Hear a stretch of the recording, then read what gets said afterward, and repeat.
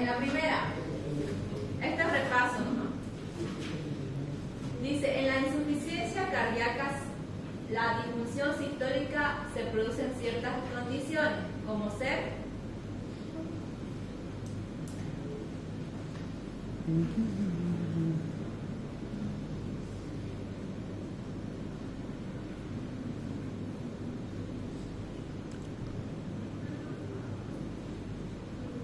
para empezar, ¿cuál es el concepto de insuficiencia cardíaca? Dijimos, ¿se acuerdan? Que no funciona bien el corazón. Sí, de manera general es como un patrón que puede llegar como que al final de toda patología que afecta el corazón, ¿verdad? Pero ¿cuál dijimos que era el concepto? Incapacidad del corazón de cubrir las necesidades metabólicas del cuerpo. ¿Ya? O sea, es como que tiene una carga que cubrir, pero el corazón no logra hacer. A eso ya le llamamos insuficiencia. ¿Ya? Ahora, ¿qué dice? Disfunción sistólica. ¿A qué se hace referencia? ¿Se acuerdan que había dos? Disfunción sistólica y diastólica. ¿Y qué dijimos que era la sístole? Ya saben, contracción. Entonces, si nos está diciendo que hay una disfunción sistólica, es porque no hay una buena contracción. ¿Ya? Y si habla de la diastólica, ¿a qué se refiere la diástole? Del corazón. Entonces, si dice disfunción diastólica, es porque no hay un buen llenado. Ya. Ahora, esta pregunta va mucho más profunda, ¿no? Nos dice en qué patologías vamos a tener, en qué patología en específico vamos a tener una disfunción sistólica.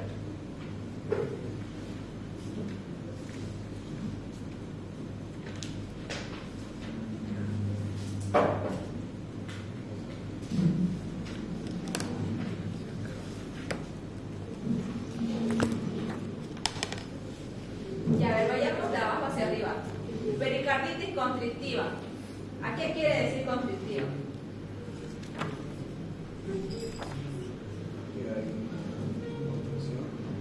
Que hay como una fricción, ¿no? Entonces, en esta situación, ¿qué va a pasar? El corazón no se va a relajar para poder llenarse. Eso sería una disfunción diastólica. Ya, sigamos con el siguiente. Fibrosis miocárdica. ¿Qué tipo de disfunción sería? Diastólica. Ustedes saben que el miocardio son células, son miocitos que tienen que bombean y vuelven a sudar, como un elástico, ¿no? Y si esto se fibrosa, no va a cumplir la misma función. Siguiente. Hipertrofia ventricular izquierda. Aquí yo un poquito como que estaría entre la A y la B. ¿Por qué? Porque en el primero, cuando hay una cardiopatía isquémica, que quiere decir que el corazón no recibe el riego sanguíneo necesario, directamente la bibliografía te dice que esa parte del corazón no va a lograr contraerse rítmicamente junto con la otra. ¿Ya? Y para mí sería la A, pero si ustedes ven allá, dice en el renglón, en el cuarto renglón, es posible que la reducción de la relajación ventricular izquierda se deba a fibrosis miocárdica, y te pone de ejemplo miocardiopatía y cardiopatía isquémica. O sea, te está diciendo que la cardiopatía isquémica va a llevar a una fibrosis miocárdica. ¿Y qué dijimos que era la fibrosis miocárdica?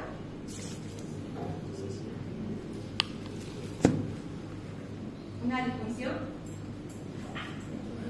diastólica.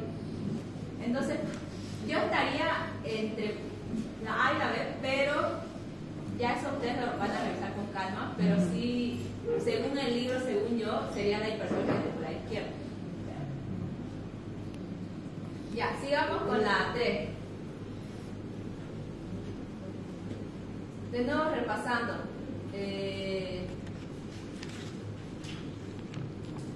¿Se acuerdan cómo relacionábamos? Habían dos tipos de hipertrofia en el corazón, ¿verdad?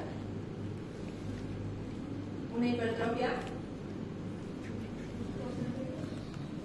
por presión, pero ¿cómo se llamaba la forma? Concéntrica. ¿Cómo la definimos? Que hay un crecimiento, aumento del espesor de la pared del corazón. Y vimos esta imagen, ¿verdad? ¿Cuál sería la hipertrofia concéntrica? La estelar.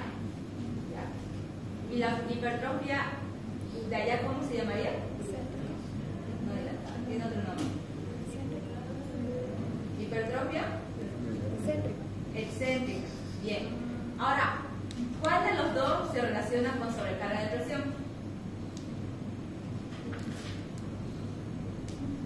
El del lado derecho. A ver, o sea, no pude eso. ¿Y cuál sería sobrecarga de volumen? Eso. Ahora, teniendo en cuenta eso, la hipertrofia concéntrica ventricular, debido a una sobrecarga crónica de presión, se produce en... ¿Está bien la respuesta?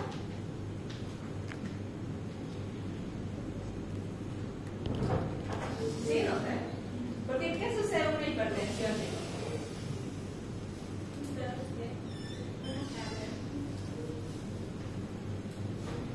Aumenta la presión con la que el corazón tiene que bombear la sangre. Entonces hay una sobrecarga de presión, lo que me daría una hipertrofia concéntrica. Ahora veamos el siguiente. Si en una biopsia de pulmón encontramos numerosos macrófagos de hemosiderina, consideramos la posibilidad diagnóstica de... ¿Alguien se acuerda de cómo es la patogenia de esta enfermedad? ¿O por qué se da eso?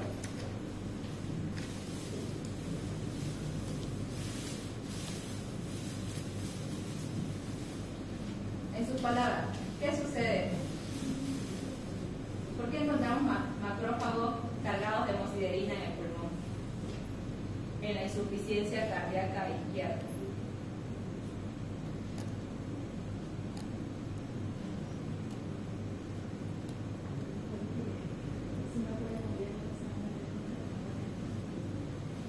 Sí, no, hay como un... Cuando nosotros hablamos del paso de la sangre, vamos a ver como un flujo anterógrado y un flujo retrógrado. Un flujo anterógrado es lo normal, es decir, que va hacia adelante, ¿verdad? Y cuando hablamos de un flujo retrógrado es que está yendo hacia atrás, algo patológico. Entonces, si yo aumento mi presión a nivel del ventrículo izquierdo, va a haber un flujo retrógrado. ¿Qué sigue después del ventrículo izquierdo? ¿Qué va antes? Si hay un flujo retrógrado. La aurícula izquierda, ¿verdad? Y detrás de la aurícula izquierda, ¿quién está?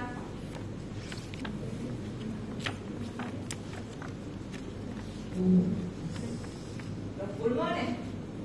Entonces, ¿qué pasa si hay un flujo retrógrado hacia los pulmones? Va a aumentar la presión en el pulmón, ¿verdad? En los capilares, lo que nos va a ocasionar que salgan glóbulos rojos, dijimos. ¿Y esos glóbulos rojos qué va a pasar? Van a venir los macrófagos y se lo van a comer. Si la degradación de la hemoglobina que hay dentro de los glóbulos rojos se llama hemosiderina. Entonces, los macrófagos con hemosiderina se encuentran en la insuficiencia cardíaca izquierda. ¿Se entiende, verdad? ¿O no? Ya, eso lo avanzamos.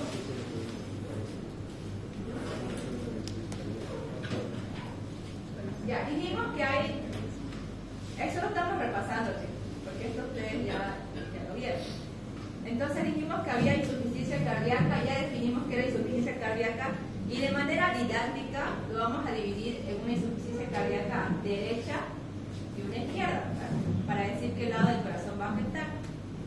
Entonces, si hablamos de la insuficiencia cardíaca derecha, nuevamente vamos a hacer el uso de la palabra flujo anterógrado y flujo retrógrado. Entonces, ante una incapacidad del corazón de bombear, la sangre que se va a retener siempre va a afectar de manera retrógrada, o sea, hacia los órganos que están atrás.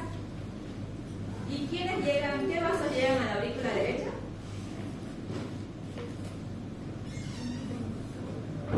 Las venas cava, ¿ver? La superior y la inferior. En este caso, la vena cava inferior recoge varias venas, pero si queremos relacionarlo, acá nos pide, en las principales manifestaciones de la insuficiencia cardíaca derecha se consideran congestión y edema portal. Tenemos el hígado, ¿eh? El hígado tiene su drenaje venoso, pero el hígado también forma parte de un sistema importante, ¿se acuerdan? El sistema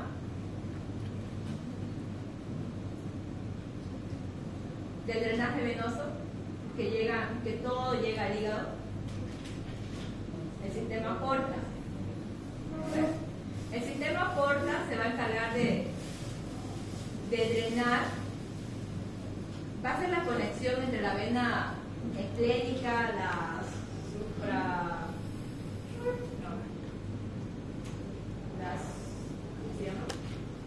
la esplénica y la... ¿Ustedes llevaron anatomía? ¿Se acuerdan? El sistema porta, ¿quiénes lo conforman?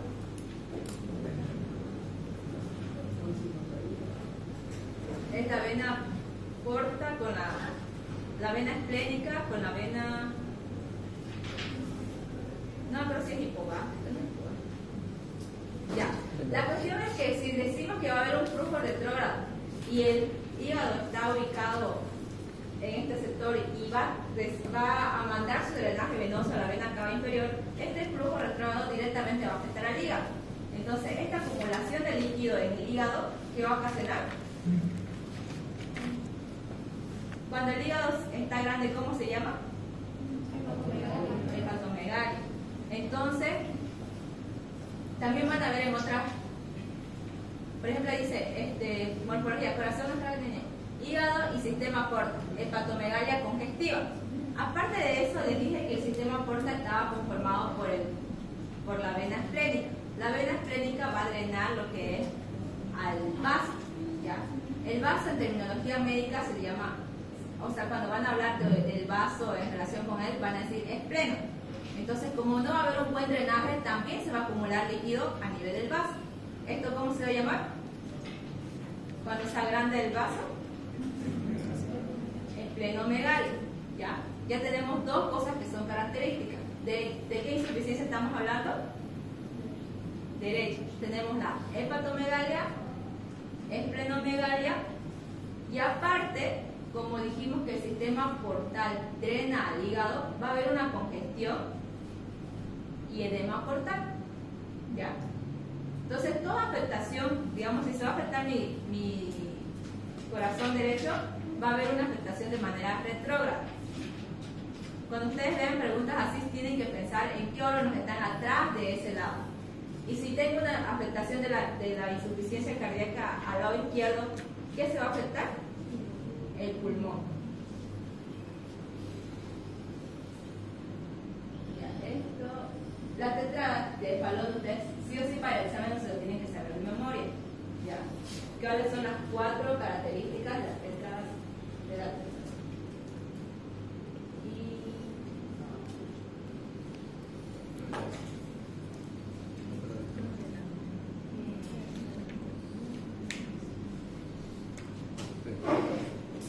Por ejemplo, en la pregunta 11 es una pregunta de esa patología. Dice, recién nacido cianótico, los hallazgos de un cabalgamiento de la aorta sobre el defecto interventricular sugieren el diagnóstico de...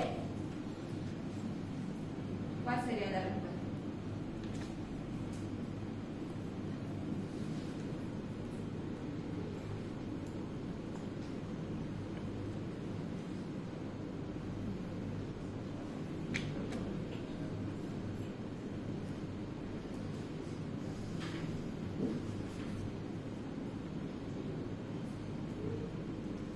Ya, entonces vayamos, ¿cómo se dice? Tachando cuáles no son. ¿A qué se refiere transposición de los grandes vasos? Tal y como dice su nombre.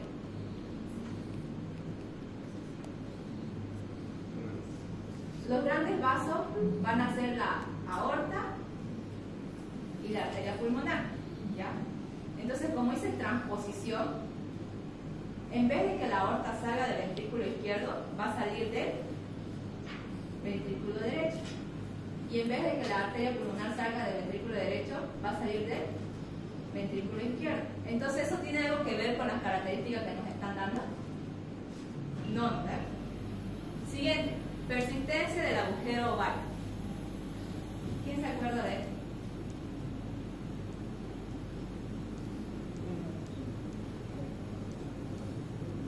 ¿Dónde va a haber comunicación en este caso? Entre las aurículas, ¿ya? En el feto, o sea, cuando está dentro de la barriga de la mami, esto es normal, ¿ya? Pero cuando nace, o a medida que se va desarrollando, esta comunicación intraauricular se tiene que cerrar.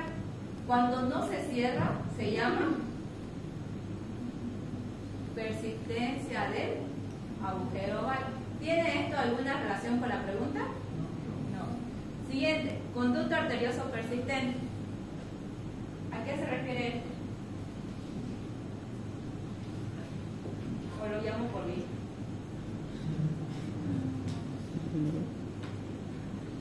¿Ni uno?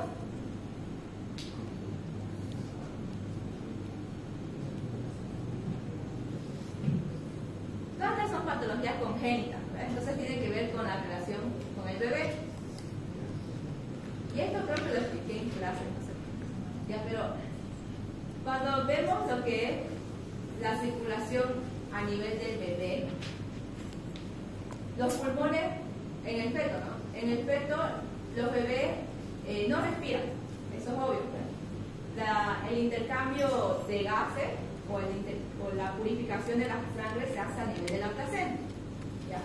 Entonces, como no funcionan los pulmones, la sangre no va, o sea, si bien existe la arteria pulmonar, esta no va a ir hacia los pulmones, sino que va a existir un conducto que me va a comunicar la arteria pulmonar con la arteria aorta, ¿ya? Entonces, este conducto, cuando es el feto, es permeable, y eso es normal, eso es fisiológico. Pero al momento de nacer, lo mismo, este conducto arterioso se tiene que cerrar, ¿ya? Y cuando se cierra ya se llama ligamento, pero no me acuerdo.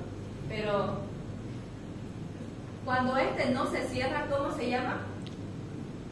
Conducto arterioso persistente. ¿Me entendieron? Ya, y por último, la persistencia del tronco arterioso.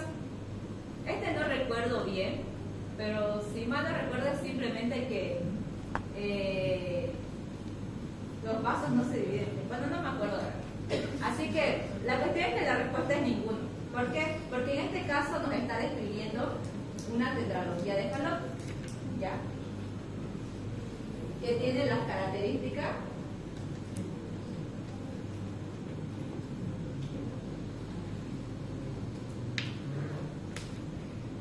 de lo que vimos acá. Una aorta cabalgante, que simplemente quiere decir que sale del defecto interventricular. Tenemos la estenosis pulmonar, que es que la válvula tiene una reducción a nivel del orificio. Y tenemos la hipertrofia del ventrículo derecho y una comunicación interventricular. A todo eso se le llama tetralogía de Fallot y es una cardiopatía congénita, ¿ya? Y ya ustedes cuando estén en años superiores van a ver que esta patología los va a seguir donde vayan, porque sí o sí lo van a ver. Por ejemplo, en radiografía se le llama el signo de la bota.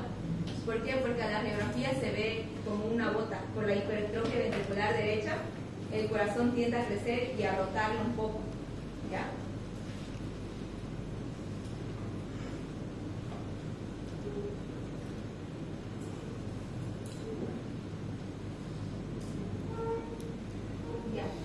Después vimos lo que era el síndrome de cardiopatía isquémica.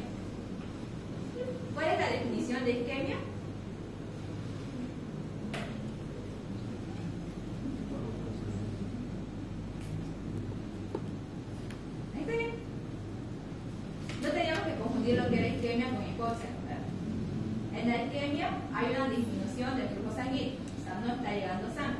Y en la hipoxia era del oxígeno específicamente. Entonces, cuando hablamos de cardiopatía isquémica, es que hay una obstrucción, o no que siempre hay una obstrucción, pero le está reduciendo el flujo sanguíneo en el corazón. Entonces, hablamos aquí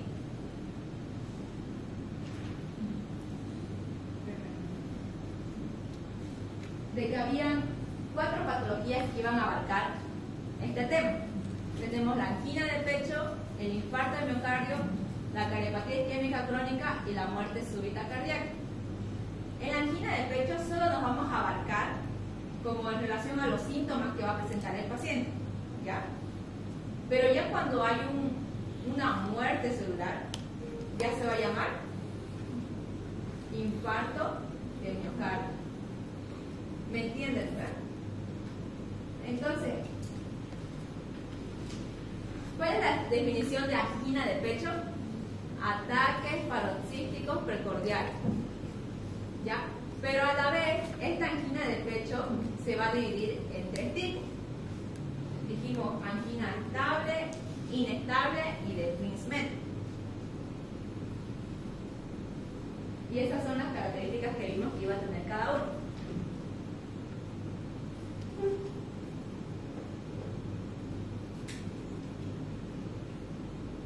Ya, por ejemplo, esa fue pregunta de no sé qué año, pero es una pregunta para ti. La cardiopatía isquémica se puede anunciar por una o más de las siguientes presentaciones clínicas. ¿Cuáles eran? Angina de pecho, infarto de miocardio, muerte súbita cardíaca es más fácil de recordar. Entonces ustedes ya tienen 3. Y ahí tenemos que existen 3 tipos de angina de pecho. Esto todavía no lo estoy explicando porque ya lo expliqué en el video, solo estamos recordando, ¿ya? Y dijimos que existían 3. La angina típica se va a causar por un desequilibrio de la oferta y demanda, causada por la actividad física, excitación emocional o estrés psicológico. En estas 3 actividades, ustedes se dan cuenta que son razones por las cuales nuestro corazón va a tener que funcionar más, ¿verdad? Entonces, haciéndole recuerdo un poco, en la angina estable, el paciente siente el dolor, pero cuando descansa, se le va, ¿ya? Y regularmente siempre hay un estímulo anterior a este dolor. O bien hizo mucho ejercicio, o bien se enojó, o tuvo un estrés psicológico, ¿ya? Entonces, aquí solo va a variar la oferta y la demanda, pero regularmente hay una placa subyacente que va a... O sea que en tiempo normal el paciente no tiene este dolor, pero cuando su corazón demanda más sangre, o sea, más flujo sanguíneo, no le va a abastecer porque tiene una placa aterosclerótica que no permite que vaya más sangre, más flujo sanguíneo. Entonces, a esto se le va a llamar una angina estable. Y también la podemos caracterizar porque el dolor va a ser menor a 15 minutos. ¿Por qué? Porque el paciente se sienta y le va a dejar de doler. Entonces, lo mismo acá. La forma de angina de pecho causada por disfunción de la perfusión coronaria es la angina típica. ¿Ya? Y ya las otras anginas que las vimos. Esto con respecto al infarto del miocardio. Allí esto igual he visto que es bastante pregunta, pero de acuerdo a las características que se ven al microscopio en el infarto del miocardio según los días de evolución. ¿Ya?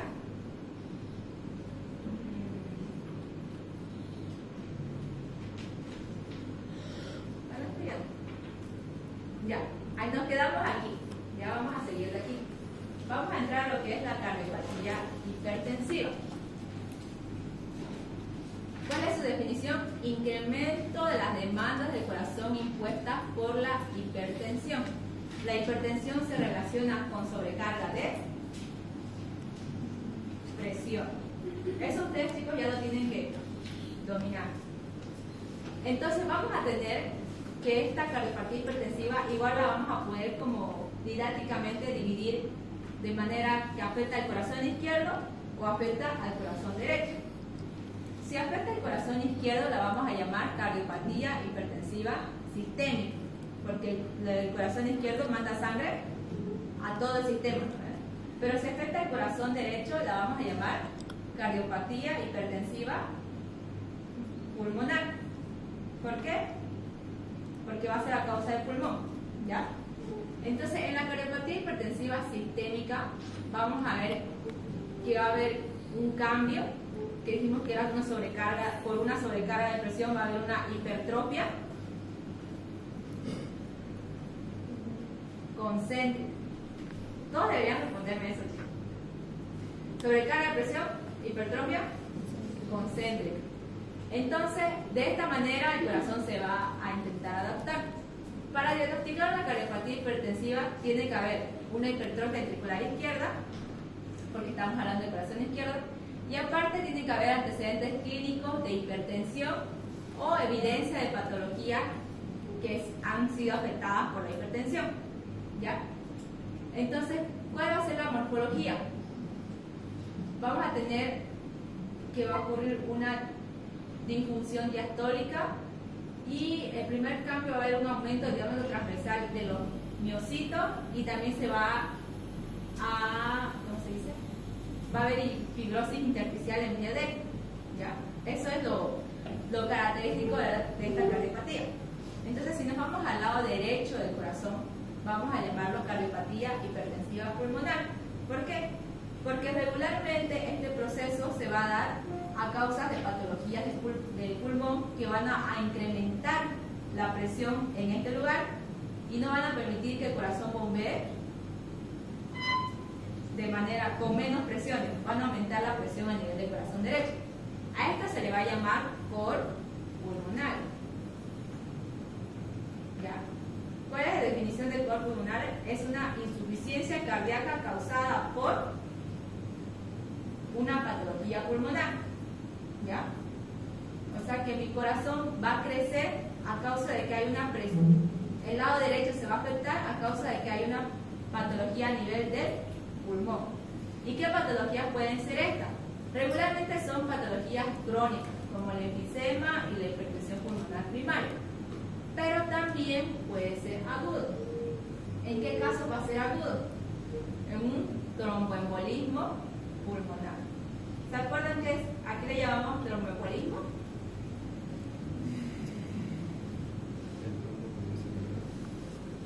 Un trombo que migró y se impactó a nivel del capilar pulmonar.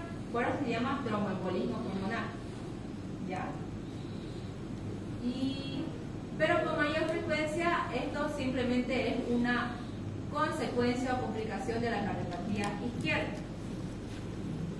No sé si lo voy a explicar, pero la cardiopatía izquierda, si vamos de manera de un flujo retrógrado, dijimos que iba a llegar a afectar el pulmón, ¿verdad? Entonces, cuando afecta el pulmón, va a haber un aumento de la presión a nivel pulmonar. Entonces, esto de manera como complicación puede llegar a afectar al corazón derecho. Es como que todo está unido. ¿Sí? ¿Se entendió? Y ahora entramos a lo que son valvulopatías. Como dice su nombre, aquí vamos a ver todas las patologías que afecten a las válvulas del corazón. Ustedes saben anatomía, ¿no? El año pasado. ¿Cómo se llaman las válvulas que unen la aurícula izquierda con el corazón izquierdo?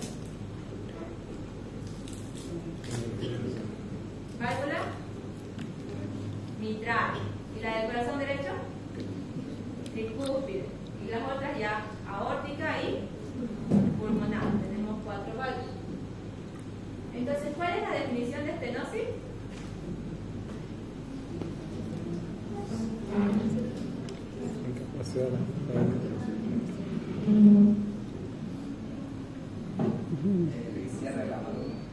Disminución de la luz de la válvula. Es la capacidad de la válvula de abrirse por completo. O sea, si mi válvula era de este tamaño, cuando tiene una estenosis, se va a hacer más chico. No porque se hizo más chico, simplemente no se va a poder abrir a este tamaño. ¿Ya? ¿Y cuál era la definición de insuficiencia? Iba va a haber un flujo retrógrado. ¿Ya? Ahora, se le va a llamar insuficiencia funcional cuando esta insuficiencia no va a estar en sí en la válvula, sino que van a hacer que haya estructuras de soporte como los músculos papilares o el ventrículo van a sufrir como algo que no es normal, y a eso van a afectar de manera secundaria la válvula, lo que se le va a llamar insuficiencia funcional. A lo que me refiero es que, por ejemplo, cuando hay una insuficiencia cardíaca izquierda y el corazón se dilata, el ventrículo izquierdo se dilata, por más de que no haya ninguna patología que está afectando directamente a la válvula mitral, esta dilatación del ventrículo izquierdo va a afectar a nivel de la válvula, ¿ya? Y le va a producir una insuficiencia funcional, ¿ya? A eso se refiere. Y tenemos que esta se va a relacionar con sobrecarga de volumen o sobrecarga de presión. Aquí igual. La sobrecarga de volumen va a ser una estenosis o una insuficiencia. Insuficiencia. Y la estenosis se va a relacionar con sobrecarga de presión. Ahora, en la insuficiencia valvular regularmente es crónica, ¿ya? Y las patologías más características tenemos la estenosis reumática. Y cuando ya es agudo, puede ser por una rotura de cuerda, y eso, si se acuerdan ustedes, era una complicación de mi parte del miocardio, ¿ya?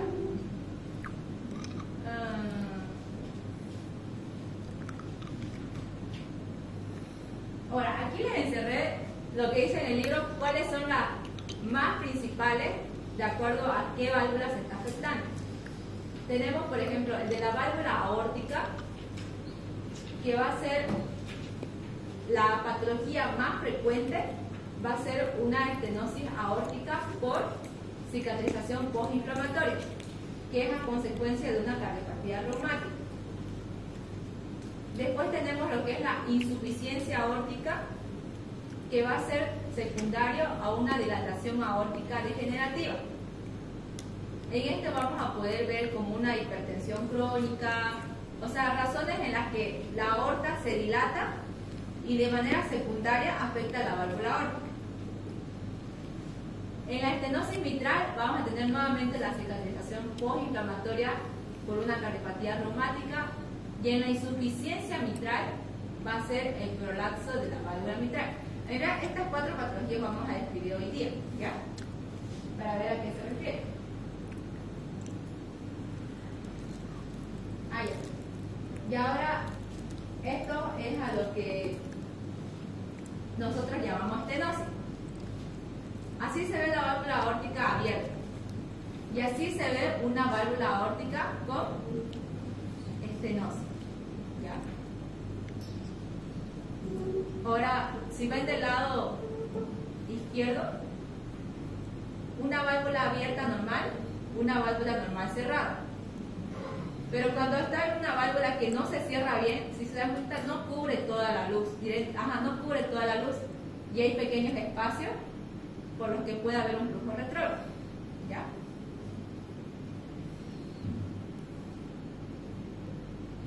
Ahora vamos a empezar con la estenosis aórtica. Si ustedes van a ver, en su libro tiene varias patologías así enumeradas. ¿Ya? Nosotros solo vamos a ver 4. Y vamos a hablar sobre este tipo de valvulopatía.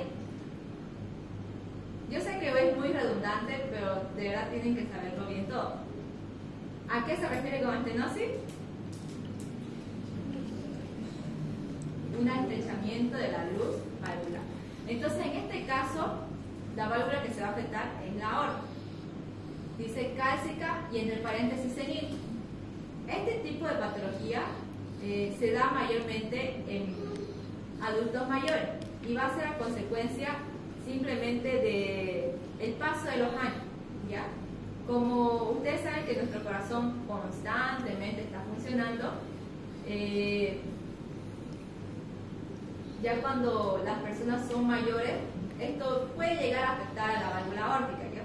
También pueden haber otras patologías subyacentes, digamos que pónganle que la persona aparte tenía hiperlipidemia, que tenía hipertensión, entonces todos estos factores también pueden afectar, pero la definición de esta patología es simplemente que hay una calcificación de la válvula aórtica por el paso de los años, por eso se llama senil.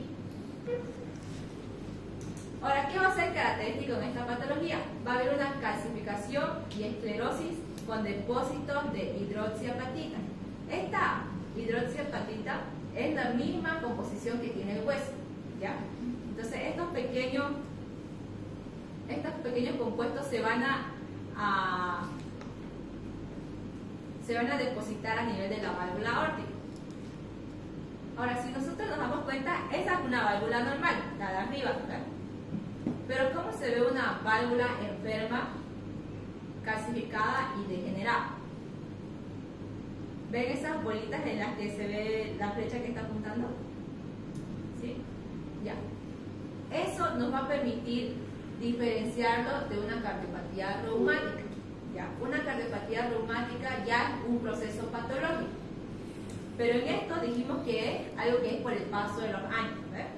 Entonces, ¿qué va a hacer morfológicamente? Van a haber unas masas cálcicas que se van a llamar montículos, que es lo que está señalando la flecha. Habitualmente no va a haber fusión de las valvas y generalmente la válvula mitral va a estar normal, ¿ya? Estas son las tres características que lo van a diferenciar de la cardiopatía reumática. Primero, la disposición de los depósitos de calcio.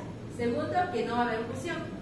Y tercero, que la válvula mitral va a estar normal, va a estar bien, ¿ya?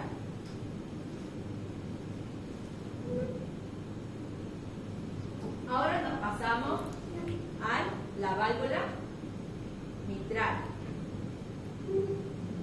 Aquí vamos a tener la clasificación del anillo mitral. Ahora, ¿cómo lo vamos a poner? ¿Qué características tiene esta patología? A diferencia de la anterior, si se dan cuenta, el anterior, esos montículos que le llaman, esos depósitos, están dentro del seno de la válvula, o sea, están como que en el medio, ¿verdad? En cambio, en la calcificación del anillo mitral, van a estar de manera más cercana al anillo fibroso, ¿ya? Se van a ver como nódulos irregulares, de consistencia pétrea y en ocasiones ulcerados. Ahora, este tipo de patología va a tener un mayor riesgo de embolia, que es la formación de émbolos que pueden llegar a circular por la sangre, y también se va a predisponer a desarrollar endocarditis infecciosa, ¿ya? Que es que venga que haya una infección de estreptococos y por una vía, no sé, a ver, ustedes llevaron, cuando hay una lesión a nivel bucal, digamos que hay una persona que tiene caries, o un abuelito que tiene una herida a este nivel, o le están extrayendo el diente. Existen bacterias que son saprófitas a nivel bucal, ¿verdad? Entonces regularmente se le dan antibióticos para prevenir que haya una infección. Pero digamos que en esta ocasión no se hizo las medidas correspondientes y esta bacteria que era saprófita a nivel bucal viaja a través de la sangre, entonces, y se encuentra con que justamente en el anillo mitral hay esta calcificación.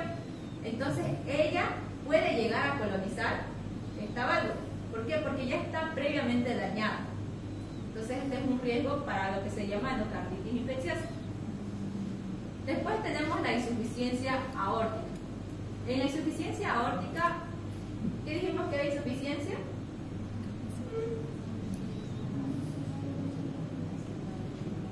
Incapacidad de que haya un buen cierre, ¿verdad? Entonces lo vemos ahí. Esa es una válvula aórtica normal y cuando debería cerrarse completamente, esta deja una luz para que haya un flujo retrógrado. Y secundario, ¿a qué puede ser esta patología? una dilatación de la aorta ascendente secundaria a hipertensión.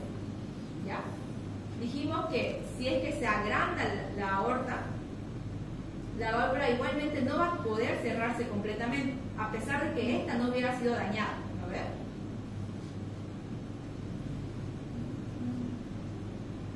Ya. Ahora vamos a tener siguiente. El prolapso de la válvula mitral. ¿Dónde se encuentra la válvula mitral? Entre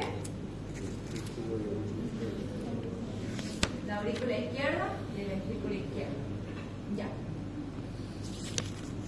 En este caso, lo que va a ocurrir, tal y como ven en la imagen, es que cuando haya una contracción del ventrículo izquierdo, la válvula auriculoventricular regularmente debería quedar ahí.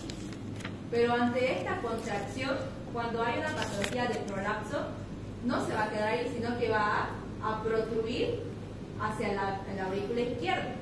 Esto ya es patológico, ¿ya? Y a eso se le llama prolapso de la válvula mitral. Simplemente se dice que su etiología puede ser porque se debilitan las valvas valvulares o en ocasiones puede estar predispuesta por un síndrome de Marfan. ¿Saben a qué hace referencia este síndrome? Si ya lo han escuchado alguna vez.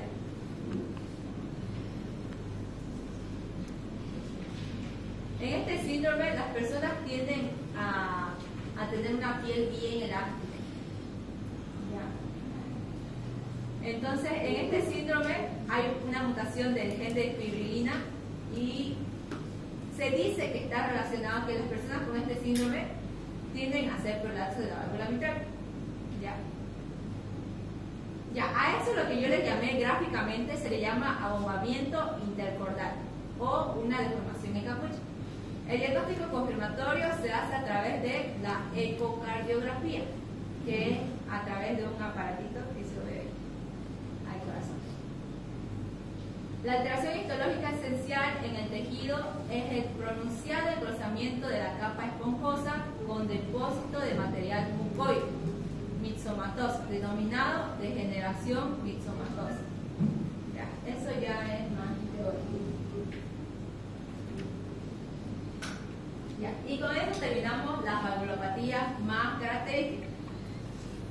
Vimos estenosis aórtica senil,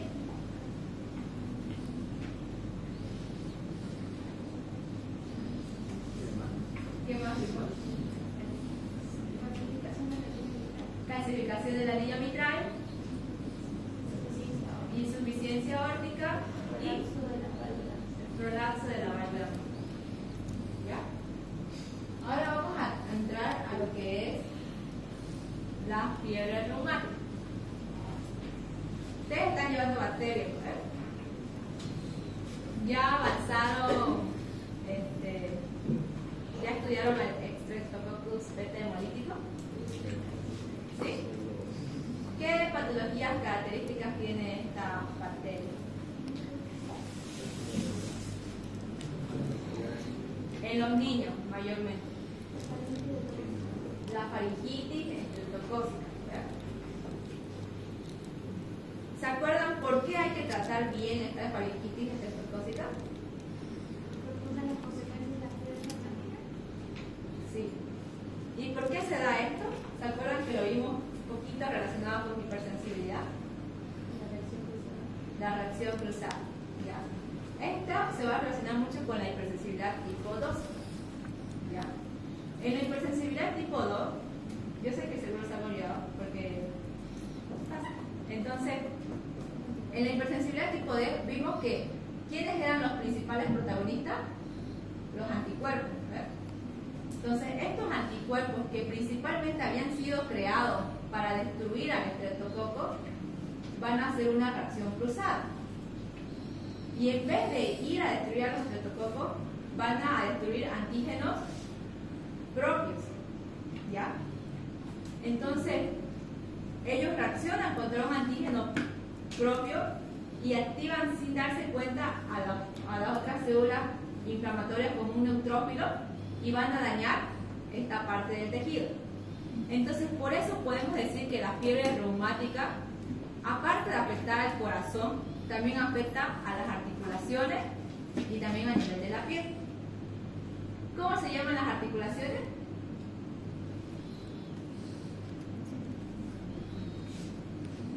Si afectara las articulaciones, se llamaría artritis reumática. Entonces, en este caso, lo que nosotros vamos a ver es la cardiopatía reumática. Y como decía su compañera, la fiebre reumática es una enfermedad inflamatoria multisistémica. Vimos que puede afectar a cualquier lado del corazón, es aguda y es mediada inmunológicamente, post-estreptococcus. Ya. ¿Qué es lo más importante aquí? Que a nivel del corazón, la cardiopatía reumática se va a caracterizar por formar pequeñas vegetaciones en las válvulas, ¿ya? Y cuando queremos ver en la placa histológica, vamos a ver la imagen que ustedes ven ahí. Esas células que están marcadas con las flechas son linfocitos. Estos linfocitos se van a agrupar. A eso se le va a llamar focos de linfocitos.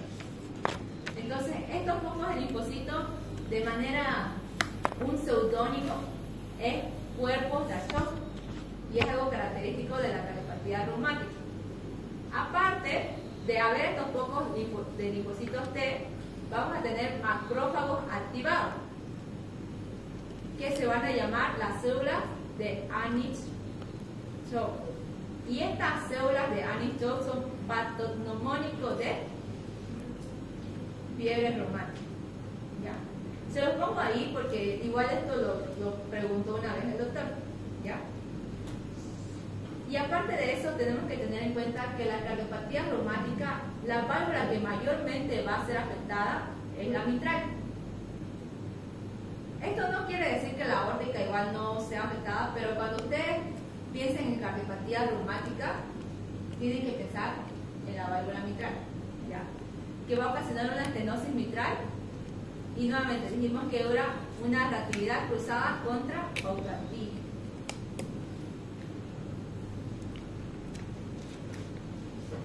Ahora, esto igual es importante. ¿Cuántas valvas tiene la válvula mitral? 2. A ver. Las características macroscópicas que vamos a ver, esa es una válvula mitral con cardiopatía reumática. Va a haber un engrosamiento de las valvas, fusión y acortamiento de comisura, y engrosamiento y fusión de cuerdas tendinosas. Y si ustedes ven esa válvula y si ven igual a la de acá, se ve como un pez gato, ¿no? ¿Verdad? Esto igual es característico de la cardiopatía reumática. Esta estenosis que va a ocurrir a nivel de la válvula mitral nos va a llevar a que nuevamente, repitiendo, que haya una fusión de las válvulas, de las comisuras valvulares que van a producir la boca de pez. ¿Ya? Es como que un signo característico, al igual que los cuerpos de Ashok. ¿Qué más dijimos? Las células de Anish-Chow y el pez de gato.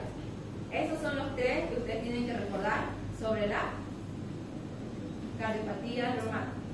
Y la patogenia sí se lo tienen que saber. Dijimos que es inmunológico, post infección por estreptococcus.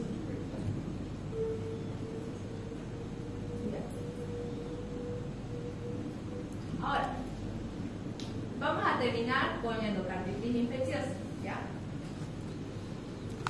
La endocarditis infecciosa, tal y como dice su nombre, es una inflamación del endocardio en la que ha habido una invasión por un microorganismo. Una infección microbiana de las válvulas cardíacas, del endocardio mural, que produce formación de vegetaciones compuestas por residuos y organismos trombóticos. En realidad, estas vegetaciones, de acuerdo a quién sea el agente, puede tener algunas características diferenciales, ¿ya? Pero ahorita vamos a hablar de manera general.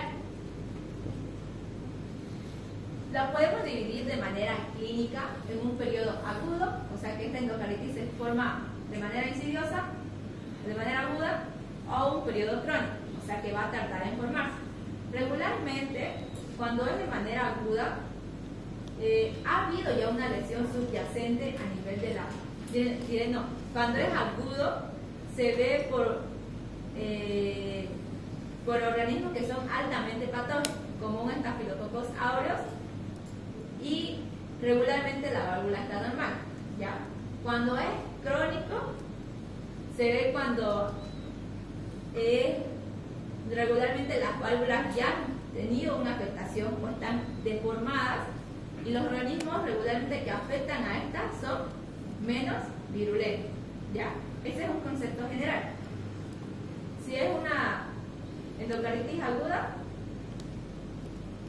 válvula normal, agente más virulento. Ejemplo, Staphylococcus aureus. Si es una endocarditis crónica, válvula normal, organismo menos virulento. No, estoy mal. Válvula deformada, organismos menos virulentos. Y ahí nos da ejemplos de Streptococcus viridis. ¿Ya? Y ahí tiene su pregunta para usted. ¿La investigan ustedes? ¿Ya? ¿Tienen alguna duda, chicos? ¿Entendieron todo? ¿Sí?